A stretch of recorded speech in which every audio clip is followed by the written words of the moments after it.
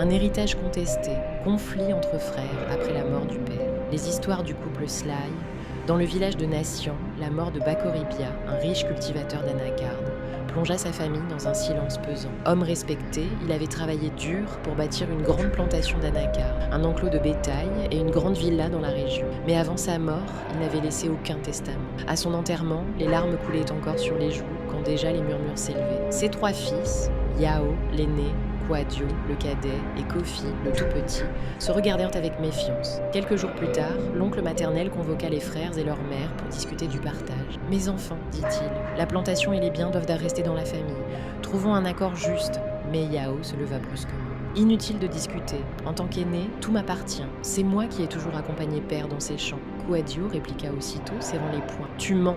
Sans mes efforts, cette plantation ne serait rien. Pendant que tu étais à Abidjan, c'est moi qui ai entretenu la terre. » Kofi, plus calme, osa dire. « Et moi, en suis-je invisible ? J'ai droit aussi à ma part, car père nous a aimés tous les 3. » La réunion tourna vite à la dispute. Les voix montèrent, les injures fusèrent.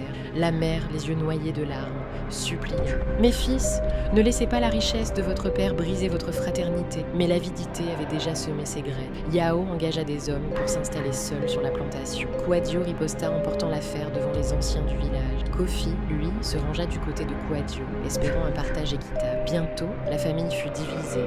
Les voisins chuchotaient. « Regardez, les enfants de Bakoribia s'entretuent pour l'héritage. » L'honneur du défunt semblait piétiner. Un soir, alors que Yao surveillait ses champs, une pluie torrentielle s'abattit. La rivière voisine déborda, inondant les plantations. En quelques heures, la moitié des anacardiers fut détruite. Voyant le désastre, Yao s'effondra. « Père a travaillé toute sa vie, et moi, je détruis son nom pour de l'argent. » Le lendemain, il appela ses frères. « Pardonnez-moi, j'ai compris que cette terre ne vaut rien si elle nous divise.